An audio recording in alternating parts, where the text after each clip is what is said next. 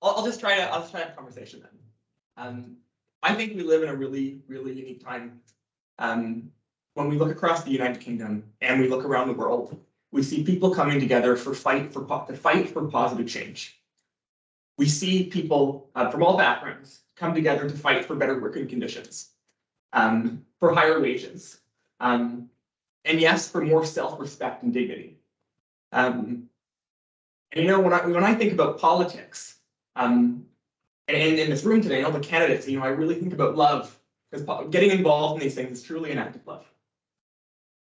But you know, when I've been talking to I've been talking to hundreds of graduate students, and when I say I'm running for VP to represent them, one of the only positions that represents approximately 15,000 graduate students in this university, I get a shrug and a nod.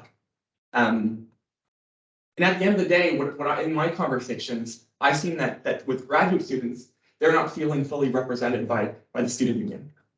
And so we have this unique moment in time. We have the political momentum for change, and it's my hypothesis that we lack the mechanism for change. And so my central campaign platform over the next year is to put in place and lay the groundwork to run a referendum to consider the implementation of the graduate student union, to engage with graduate students, to have a full 5 sabbatical officers, to really be able to engage the work that affects over half of our university community. It's a big job, and that's really what I want to come here to do today. I'd also say that if you want to take a look at my entire platform, go to my Instagram @NickHarrisOfficial. I've listed a number of policies between 10 and 20, from everything from ending the exploitation of untenured faculty at Oxford, to ensuring that we take a hardline stance when it comes to tuition increases for both domestic and international students. You know, the needs of our graduate and postgraduate students are incredibly different. Everything from, we have parents in that community. We have folks who are working full-time jobs to make ends meet. We have a community that's predominantly international. And you know, it is my hope to build an organization with the Oxford Student Union to be able to reflect that. Thank you all for listening.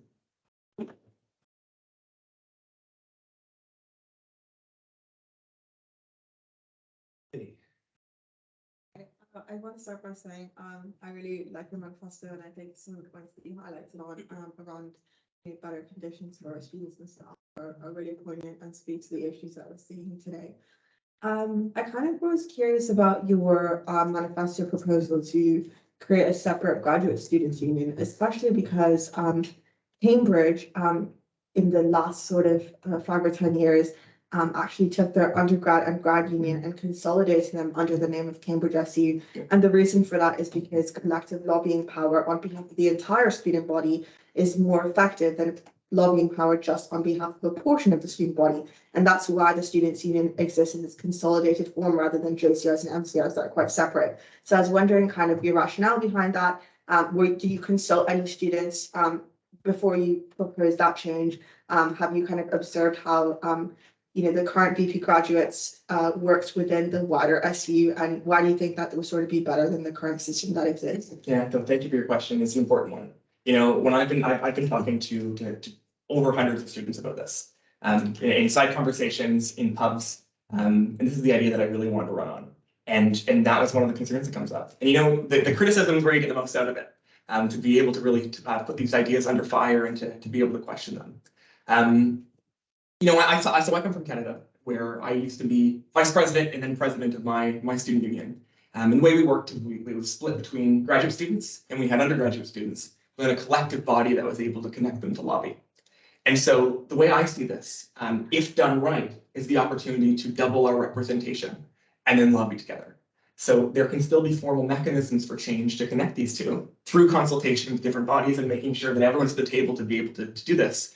But really, it's an expansion of the representation on the graduate side to ensure that in these closed spaces, we have the people power to be able to really fight for these things and to organize effectively. Does anyone else have? We should have a question. Oh yeah. Can I ask more than one question? Yes. My first question is kind of a continuation of the one that was just asked, because we have the university functions in a way that's different from most universities with the college and the central structure. And with great difficulty, we've been able to get funding for one student union. And we don't even have the scope to kind of get funding for another sabbatical officer, let alone another student union. And just in terms of how do you think that would work? Plus, we all have, seats on committees which have been really hard won in the past, and these seats are kind of limited. And I'm wondering, if you're thinking of a new union, how would you even go about start negotiating the fact that we need a seat at the table and to increase those numbers of seats than what they already are? Sure, thank you for the question. Really appreciate it. You know, I'm not saying this is not something that's going to be really, really difficult, but I am saying that when we look around and we see student politics lacking in Oxford, I think we have to shoot for the biggest thing possible, and then in those negotiations see what happens. My ideal vision is to take the 3 months of the summer to set up a plan, to run a referendum, and then get legitimacy for students to see if this is something that people really want to go on. And if not, then fine. We've at least asked the question, right? And we've consulted on people, and we've designed things effectively, and we've put a plan in place to be able to do that lobbying work. And so that's the first step. But for me, it's saying to have a vision for something and to say, even though it's going to be tough and it's going to be hard, it maybe take a couple of years. It's worth fighting for to bring more people to that table. Thank you. And my second question is basically, I think we've all had this on our manifesto for the past years. All these diverse things were related to parents, related to EDI policies, related to understanding what academic skills are required by those who come from varied backgrounds. And I just feel that, do you have any practical ideas? Because we are negotiating all these, including access scholarships. All of this is being done by us 4 years. Me, my predecessor Devika, before that Lauren, we've been really working in these spaces, even to kind of understand how examinations can be diversified, how workload, all those isolation issues, so many issues for postgrads. I'm just wondering if you had any 1 or 2 practical examples of any of these that you feel you could give of how you would like to go about the policy. Sorry, so any ideas on what specifically, on EDI? Any one of them. Yeah, whether it's access policies, whether it's people with childcare responsibilities, whether it's EDI, any of them. Yeah, so I'm going to be honest. So the first thing I'm going to bring back to central policy. I think in pushing to have more people at the table, we have people from diverse backgrounds, and to be able to lobby and organize to be able to make those changes. I think one of the problems is that people are stretched thin when it comes to these things. There aren't enough people in these decision-making rooms. I know I've had conversations with you, and I've read online previously about 2 years ago, the former VP postgraduates where she noted that she was on 63 different committees. And so the work is just for a postgraduate student to be able to stretch themselves that thin and to invest in all of these different things. It sets us up for failure, is what I'm trying to say. And so that's the starting point we're at. And it's what do we shoot for to be able to have those mechanisms to be able to even initiate change in the first place, if that makes sense. So that's my starting point. And I know that's not a specific, but for me it's coming to the table with EDI values and seeing then how we can bring representation to ensure that we're in all the decision-making spaces to get those things done.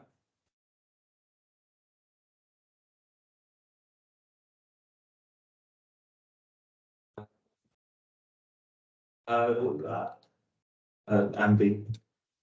Yeah, so I guess one question I wanted to ask is, you highlight on the difference between the needs of undergrads and graduates. And I think the difference is kind of most visible on the sort of academic side, where graduates and undergraduates have fundamentally different degrees that they do, the course is structured differently, etc. But from a liberation and equality standpoint, do you tangibly think that the lobbying goals on the behalf of undergraduates and on behalf of graduates would be substantially different so as to warrant an entirely different representative to do so? Well, look, the way that these things are set up in consultation would be, number one would be to consult to see what positions and that sort of thing. I don't have, there's at the end of it, you know, I can't claim before a consultation process to be able to say this is exactly what it's going to look like. And that's something that I think is very important to consult with relevant stakeholders. But that being said, I do think there are like, to have two people in the room on these issues, that would be amazing. I mean, we see in my degree, and I think a lot of postgraduate students can see this, where the university is exploiting untenured faculty. And to be able to not only to leverage both our undergraduate and graduate population, but also to tap in and organize with our faculty members as well. We all share we all share the same liberation and equality goals at the end of the day. And so how can we collectively organize, bring enough people to be there and then fight that fight? That's all that I'm saying at the end of the day. Yeah. There's another very similar question, but I sort of paraphrasing slightly. Did you consider doing something slightly less drastic, like trying to improve representation in the current SU, or? Well, I think what you start with is you start with something big, right? And then, you know, I will call myself a self-proclaimed shameless idealist. And you start with the dream and you work towards it. And if it results as an improvement to the student union or increasing representation, so be it. But you started the process, you committed to something, and you started walking that path. Because what we're doing right now, when we have 25 people in a room, when we have $1 million organization and student engagement isn't here, there's a real problem. And so how do we light that fire under people again to be able to get that started? And you know, if this is controversial or if this is going to get people to that decision-making table, so be it. I'm happy to put my name on that.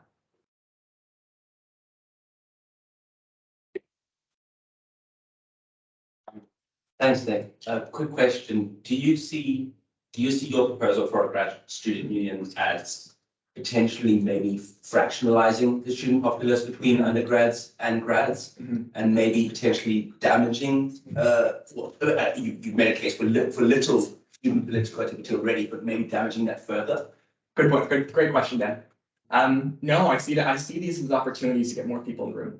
And I just want to stress that and continually stress that.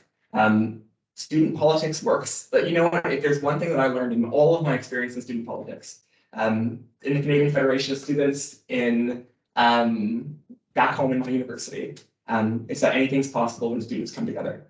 And there's real organizing power to when people come together. There are drastically different needs, but that's not saying when things align, more voice in the room, that's what gets things done.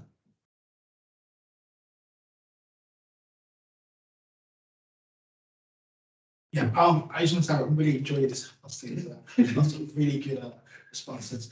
I wanted to ask a couple questions, but I'll ask the first one first. The first one being pretext. There was a role review change last year which changed 5 sabbatical officer roles. One of the reasons that was the case was to get rid of the VP grads, so that there's not this idea that one side is clear for all grad issues.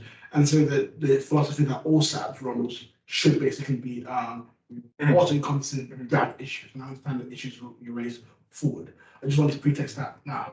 Given that you have highlighted issues of engagement from grad students, and given that you probably know that in your role, lots of people have dropped out.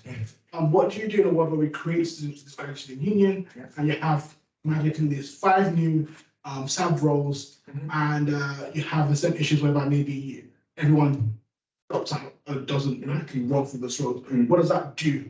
Following up from the question that your colleague there asked for the graduate student representation in Oxford. So a hypothetical that it's made and it fails. Yeah. I mean, we're in the same question here, right? Where we have one person running for all of these different positions. I think at the end of the day, what it comes down to is engagement in politics. And showing people here that, you know, we're up against an 800-year-old university, maybe older than that uses a whole bunch of tactics to put people down, and to show people that change is possible. And I just think if we just keep spinning and we don't at least throw something at a wall, to get people energized and to get people ready to get involved again.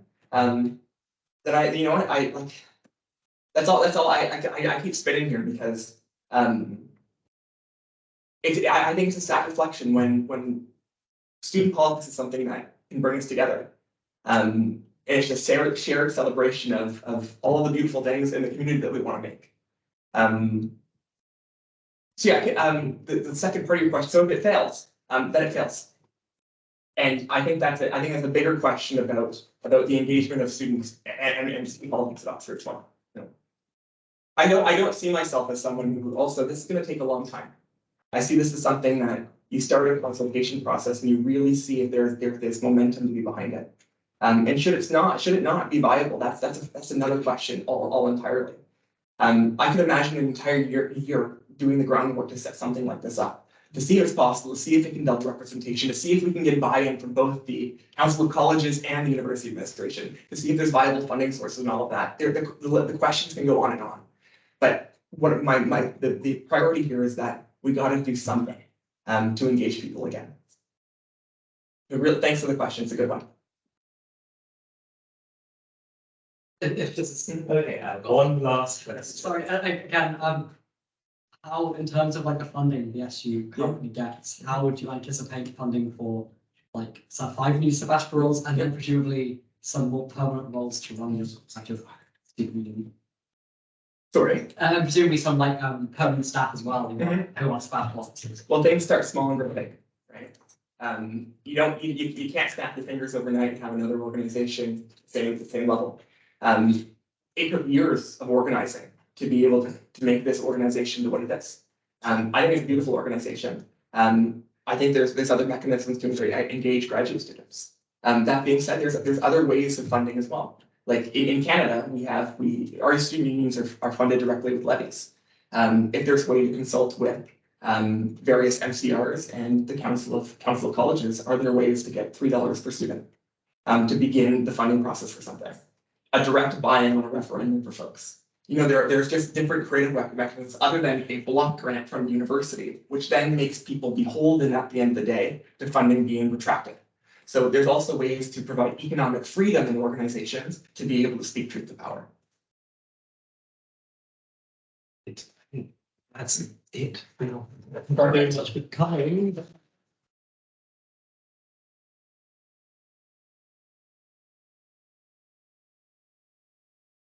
EP welfare. Single seats. Yes. I'm Rosalie, and I'll go into briefly like my experience in wealth, my experience in leadership, and then I'll go through like all main points of policy. So, my experience in leadership and welfare in Oxford is that I was welfare officer for Oxford. I was the secretary. I've been the vice president of Oxford State School Society. I've been a class act officer. I've been outreach ambassador of Hartford, and then in terms of wider community, my welfare experience, I've been mental trained. I was St John Ambulance first aider for like my local community for 5 years. I was a volunteer vaccinator in the NHS, and I've been a volunteer for teaching asylum seekers English in Ethnic Minority Forum back home. That's my welfare experience, and then my policies and pledges. I want to split into 4 main points. So the first one is like reform and protest. So I want to ensure all colleges don't use NDAs. I want to expand gender-neutral toilets across colleges and union-wide facilities. I want to promote the election of a welfare officer in every single SU member club. I want to lobby for more Black LGBTQ+ female councillors. I want to fight period poverty by making sure all colleges provide free and anonymous access to sanitary products. I want to increase funding for neurodiversity assessment and diagnosis. I want to ensure drug awareness safety, which will include 2 things. One, the education level in Freshers Week, making sure we have drug safety talks, which will include things like safe trip support packages, drug testing kits, what constitutes safe dosages, reducing the stigma, reducing the harm. Mandatory training for tutors and porters to receive unconscious bias training, sexual harassment and anti-discrimination training. In terms of tackling sexual violence at the university, I want to conduct an Oxford Speaks Out survey to collect data on the prevalence of sexual violence to inform policy, which would involve things like finding out what happened, where it happened, the relationship with the perpetrator and the survivor. I want to have disciplinary procedure reform to report harassment, racism or sexual violence, which would mean university and uniformly moving to a balance of probabilities from beyond all reasonable doubt, which is basically moving to the civil burden of proof rather than the criminal burden of proof. And then also putting the responsibility of collecting evidence on investigative bodies rather than on the survivors. I want to publish lead tables for these college adoptions of anti-sexual harassment policies for incentivization purposes. I want to empower activism by bringing Oxford into the global 16 Days Against Gender-Based Violence campaign in November. I want to lobby colleges and city centre club venues to adopt the Ask Angela system for all those feeling endangered. Also on college level, we need a revamp of the Safe Lodge policy to make sure all colleges still have like the green sticker and make sure all colleges still have like clear policy on that. I want to organise a What Were You Wearing exhibition with It Happens Here to celebrate the 10-year anniversary and to empower survivors of sexual violence, which basically includes an exhibition of the clothes people wear when they encounter sexual violence, to show that it can happen to anyone in any circumstance with a short form of expression, for example, a poem, a written statement, a short story, a picture. In terms of mental health, I want to lobby, or at least audit for a reading week, a 9-week term to have a mental health break midterm. I want to reform mental health support by campaigning for a counsellor within every college for immediate professional support. I want mental health first aid workshops to also be a mandatory part of fresher week training in all colleges. I want to combat social isolation, particularly with regard to postgraduates by encouraging postgraduate officers in most SU clubs. I want, generally improved involvement, so drop-in sessions, online, in person, with VP welfare, and then also tailoring that to specific marginalised groups, so people have a safe space and can meet other people. And then lastly, looking at education, I want to make sure lecture recordings are available across all departments and also in a timely fashion. I want mandatory sexual consent and implicit bias workshops in JSRs and MSRs for the students as well. I want to empower individuals through a hate crime champions initiative, which is basically lay out clearly what exactly constitutes hate crime, including more often overlooked versions, like for example microaggressions, and then also how best to report it to out like more police, judicial like officials. I want time-sensitive intervention posters spread around Oxford for things like if you've just been assaulted, what do you do? As well as obviously like Ask Angela posters. And then more signposting as well, hardship fund, disability allowance, and exam access arrangements. And also, as I said before, kickstart drug talks across colleges in Freshers Week, safe dosages, purity testing kits, and reducing drug harm.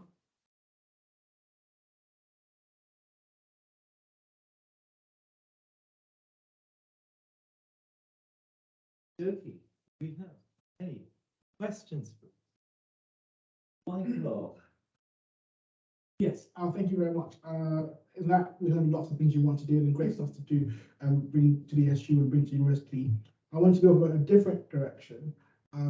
What do you observe in the SU right now that you might want to come in and want to stop? Observe that want to come and stop. Yeah. Anything. I would say for me, like my experience at the SU, it's not about coming in.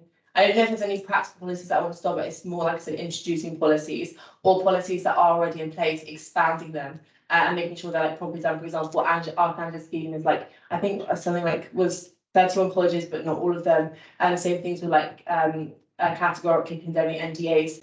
Lots of colleges have done in relation to like in accordance with the Oxford University categorically condemning them, but not all. So for me, it's more about expanding provisions that are already in place and then obviously introducing new initiatives.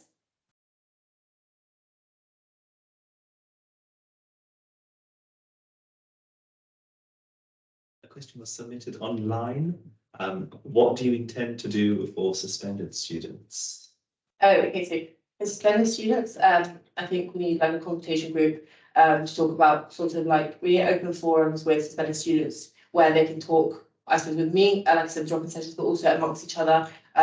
Suspended and suspended students, like get-togethers almost if people come back in Oxford, like socials. But I suppose that also relates to like a college level, making like consulting with the welfare reps in each college, JCR, to see sort of like I think it'd be good to have an audit, sort of like how many suspended students per college per year, and then sort of deal with it on like that basis. Because I think if you're suspended, I imagine most of your sort of like your friends, sort of like your welfare support informally is based in your college. So seeing sort of like helping sort of empower welfare reps at college to basically know who is suspended students, know what needs and access requirements they might have, and basically have regular check-ins with them on college level and doing like with drop-ins with me. Questions? Come on, people. Shreds got. Oh, Mine. Isaac, you put up your hand. Sorry. Yeah, go. Go No. ahead, Shreya.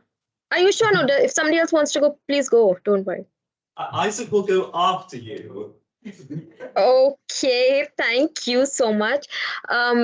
Yeah, so just this is, I think, a really big concern for me since I know that my role remit is kind of reducing. And one of the major things that I do take care of is the well-being of postgrads.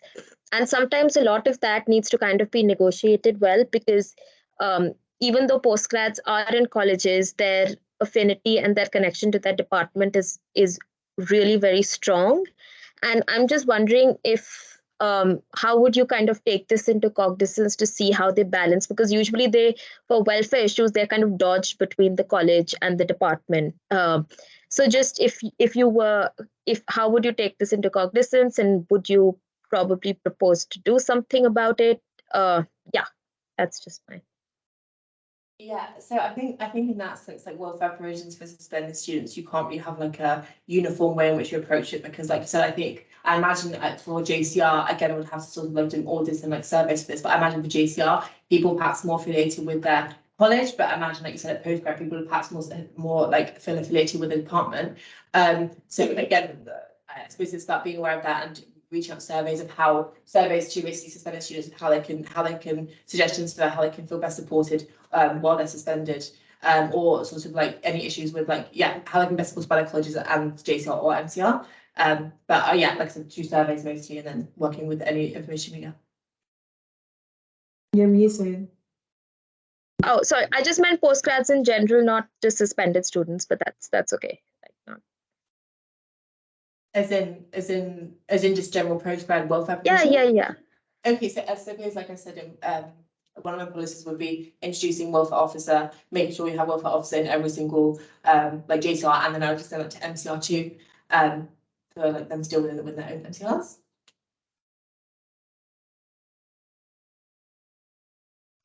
Yeah, so I think this is a long question.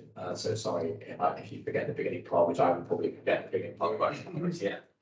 But like if you were to get the role, one of your key university stakeholders would be the DAS, the Disability Service. At last count, I believe each caseworker had 700 cases. So severely overworked. And of course, that's also quite difficult for students going through it. So in your role as welfare, what would you do to help students through that process? And as your role as one of the people that works closely with the service, how do you think the SD has to change that, and how would you use it to change it? Yeah, so I suppose like obviously an obvious answer is increased funding for, like I said, neurodiversity assessments and diagnosis, but obviously that's perhaps not always realistic.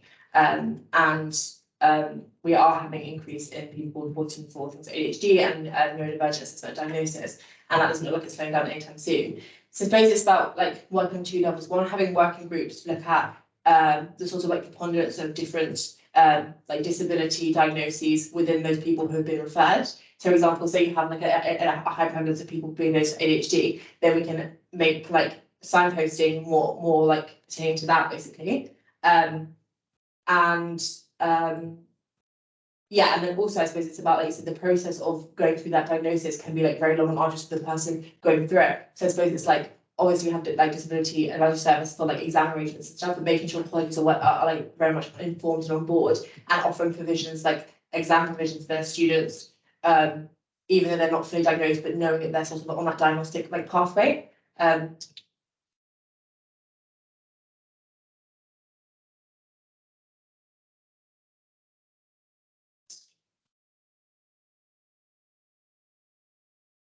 When it comes to welfare, I don't even think about Oxford as an institution in terms of the professors. And right now, there's something in the media about imposture, who was there was a revelation with emails where he utilized like some crass language to describe Black students or Black people in general. And oftentimes, when someone in my cohort who's a refugee was, I don't know what you guys call it here, but it was stopped and frisked, meaning that it was just stopped randomly and searched by the police officers here. And two of my friends were also denied entry to a club for no other reason, but we could tell why. Yeah. And that's because of the green flag. So I just want you to just describe your policy for how do you, and also the issues of anti-Semitism on your rampant and off the campus lately. What are the, what's the concrete tactic that you're looking at that would, in some ways, I would say break down the system, but Yeah. just care for those people who are affected by it?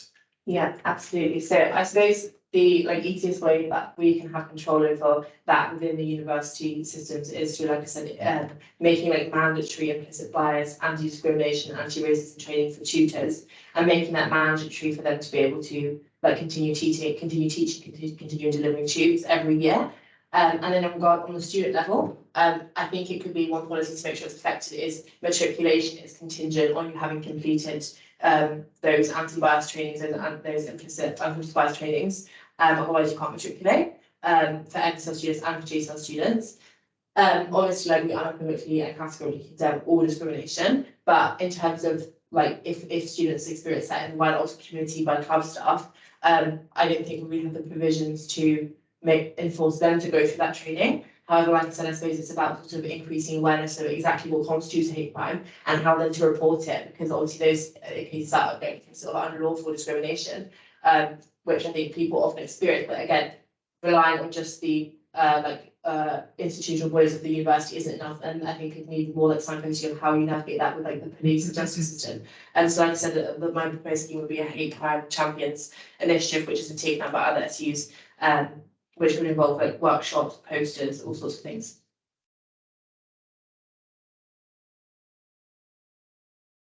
Any other questions? Oh, folks, get inquisitive.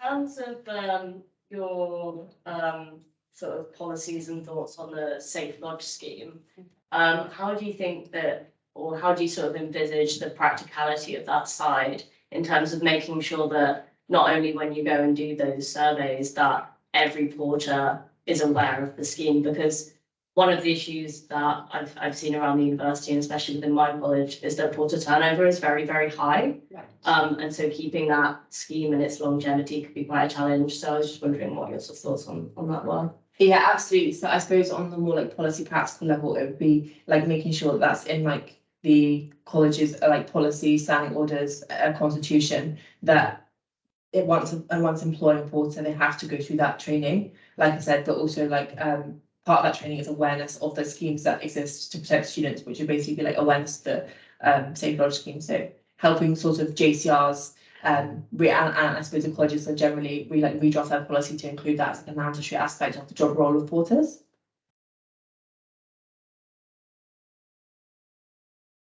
I think my question would just be a follow-up on what Kevin asked.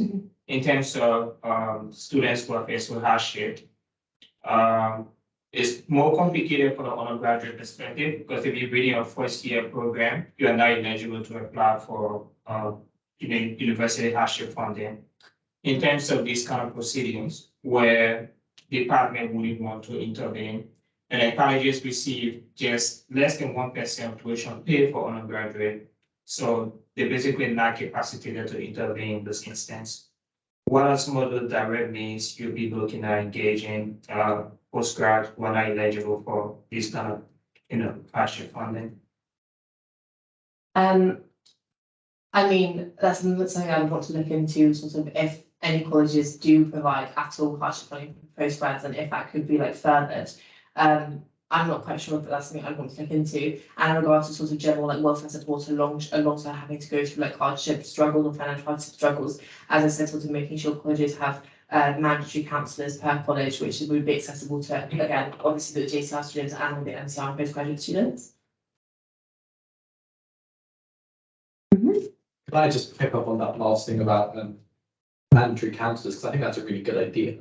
However, one of the big issues with that actually, relates to college funding and the fact that the colleges pay, if they get someone from the university service, they have to pay for part of that. And obviously, that's a far higher burden on a poorer college to afford a counsellor 4 days a week compared to a richer college. So how do you tackle that? How do you tackle the kind of, by using the counselling service, relying on that as your way of ensuring better welfare? How do you deal with the fact that there's such a divide between colleges? Yeah, absolutely. I suppose like in that sense, that disparity in college funding is always going to exist. Like, I mean, you have St John's and then you have like Peters or Man College, Hertford. I suppose one mechanism would be like pairing colleges together for counsellors. So it's too expensive for some colleges to even have a counsellor or to provide enough counselling, like say 4 or 5 days a week, pair them together, a rich college with a poor college, or like ones that are somewhat like geographically like proximate, and then they sort of both share like a counsellor, which I suppose potentially could mean less spaces for the students, but I think would then sort of work to sort of counter that like collegiate like inequality.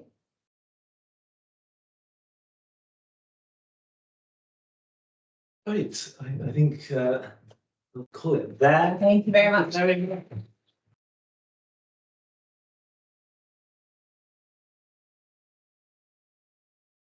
another quick break. That's the residential hustings. I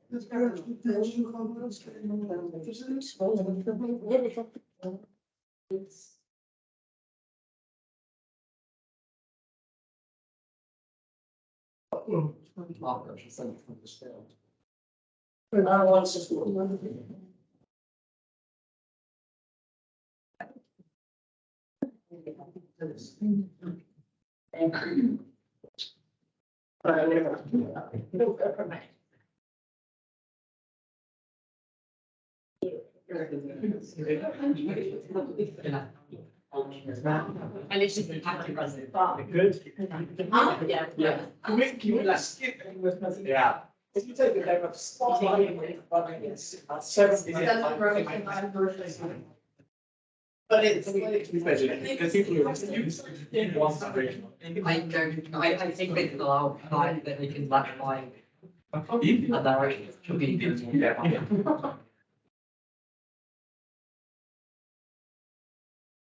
Maybe they have like, I don't think I can send those to the NUS because they said they'd have a by-election of the remaining 2 seats. It's not recording. Right. Maybe they can actually send those. Arthur, can you cut the recording? Basically,